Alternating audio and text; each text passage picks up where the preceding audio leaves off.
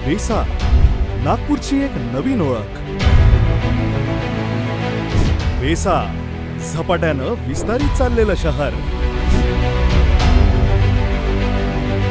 बेसा, transforming city. बेसा, नागरिकांना मोहित करणारी स्वच्छ सुंदर नगरी.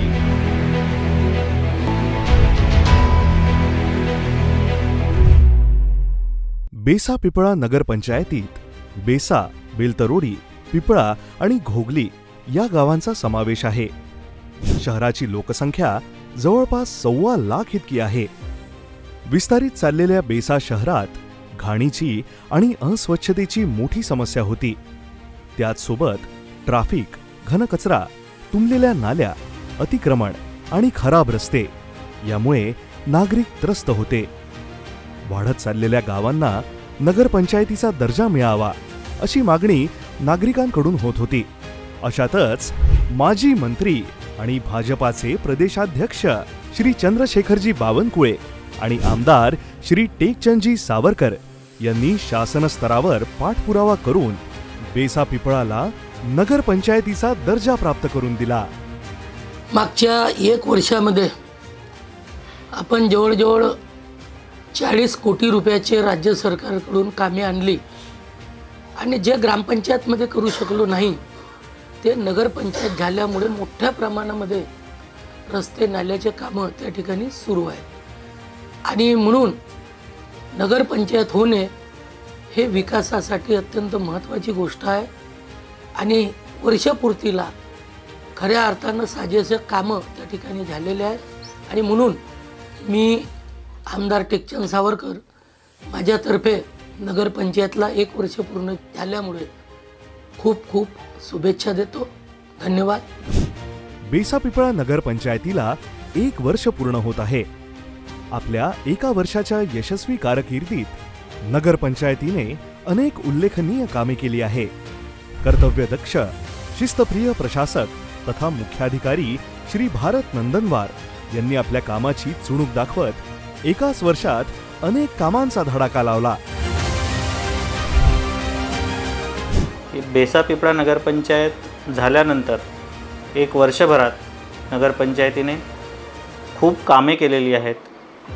त्याकरिता लागणारा निधी माननीय चंद्रशेखरजी बावनकुळे साहेब आणि माननीय आमदार टेकचंदजी सावरकर साहेब यांच्या मार्फत नगरपंचायतीला शासनाने अवेलेबल करून दिला.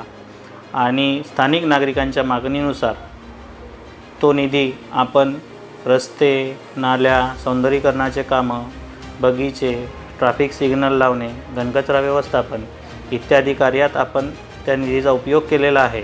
आणि सर्व नागरिकांचं, पदाधिकाऱ्यांचं आणि माननीय बावनकुळे साहेब आणि माननीय सावरकर साहेब यांच्या सहकार्याने बेसा पिपळा नगरपंचायत महाराष्ट्रात नंबर 1 येईलच अशी मला अपेक्षा आहे. यासाठी स्थानिक लोकप्रतिनिधींनी देखील सहकार्य केले आहे.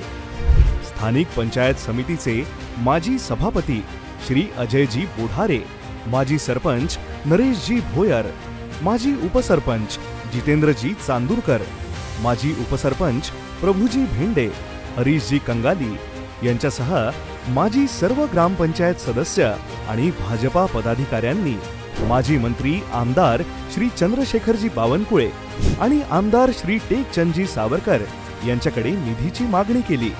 स्थानिक लोकप्रतिनिधींच्या मागणीची दखल घेत बावनकुळे साहेब आणि आमदार महोदयांनी ताबडतोब 50 कोटींचा निधी शासनाकडून मंजूर करून दिला.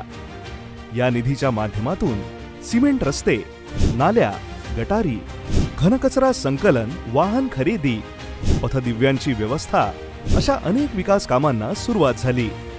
त्याचप्रमाणे बेसा चौकात नेहमीच वाहतुकीची कोंडी व्हायची. त्यावर उपाय म्हणून ताबडतोब सिग्नल बसवण्यात आला. शहरात अतिक्रमणाचा मोठा प्रश्न होता. मात्र प्रशासनाने सक्त कारवाई करत अतिक्रमणाचा सफाया केला. त्यामुळे रुंद रस्ते आणि भूमिगत केबल्स टाकण्यास मदत झाली.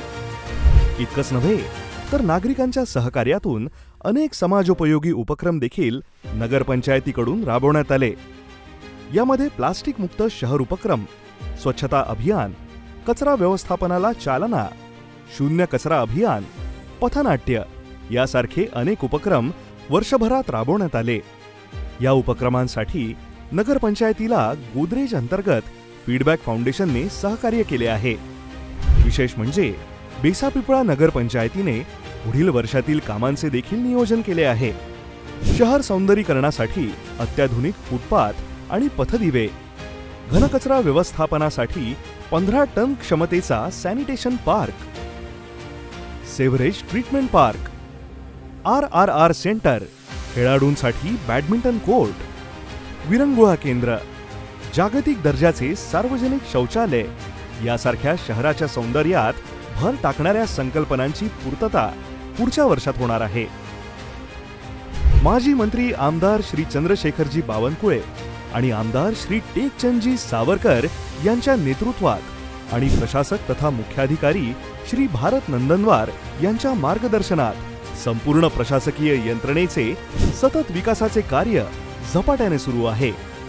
त्यामुळे येत्या वर्षात बेसापिपळा सर्वोत्कृष्ट नगरपंचायत ठरेल यात तीळ मात्र शंका नाही।